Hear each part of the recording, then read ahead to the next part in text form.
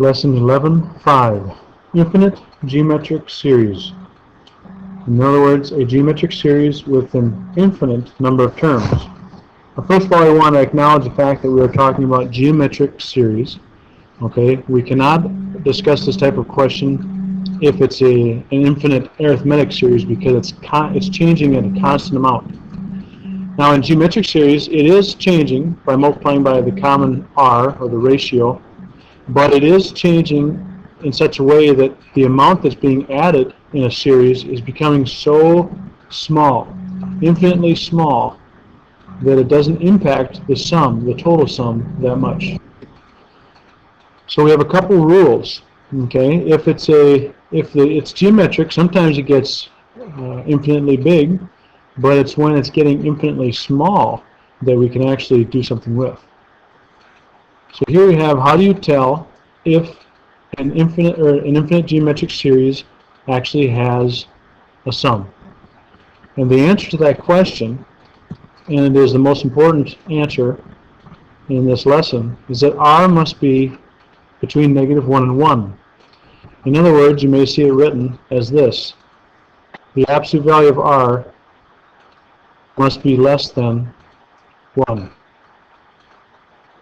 If it is greater than 1, it gets bigger, and that will not converge on any particular sum. And the sum will just keep getting infinitely large. So it's when it's less than 1, the absolute value is less than 1, that we can actually have a sum that it exists.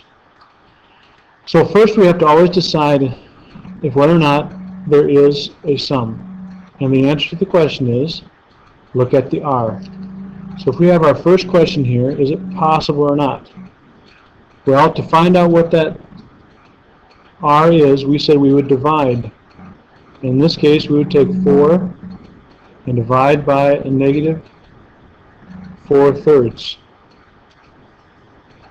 And dividing by a fraction is the same as multiplying by its reciprocal. And if we did that, we would get 4 times -3/4. And that would come out to be just a -3. Now, since -3 is not between -1 and 1, then it's not going to diverge. So in this case, the absolute value is greater than 1, so it does not converge. So no answer for that one. It does not converge. The next one would be -3/2 divided by 3, or in other words, times 1/3. That one gives us an r of -1/2. This one is less than 1. In other words, it's between 1 and -1. Because of that, this will have a sum that exists. It converges. All right, now since it exists, this is our formula for today. The sum exists if we know the first one, which is 3, and then 1 minus your r. So in other words, this becomes 3 over 1 1/2, or 3/2, and that becomes 2. So even though it's going on forever, it's adding something so small that it does not change it to any measurement. So it's so small, it's very minuscule. So you would say that this converges at 2. The sum does.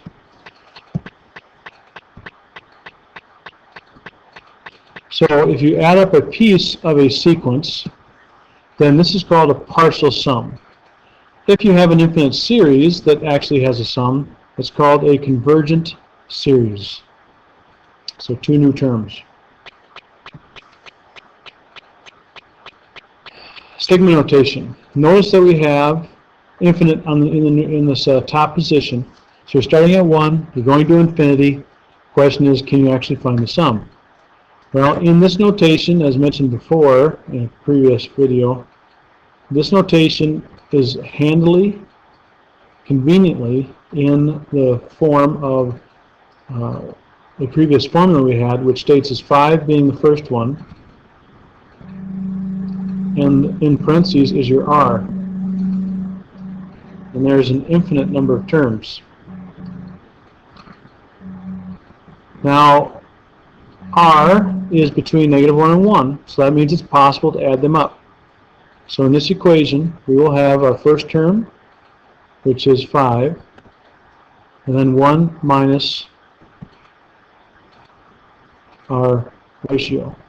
That would give us 5 over 0.5, or 1/2, and that will give us 10. So in this particular series, it will add up to 10.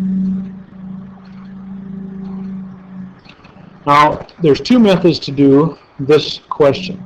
One is the old method that we learned in previous classes, or when you were in middle school and so on, and that is to say that if you have the decimal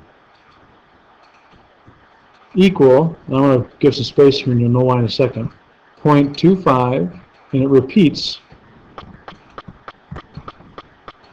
you can take that equation times a number, which will just, and we're going to multiply by a multiple of 10. And I have two repeating decimals here, 25. Since it's two repeating decimals, I'm going to take it times 100. Because 100 will move the decimal two places to the left, or excuse me, to the right, and make it bigger. Which means I will have 25.252525.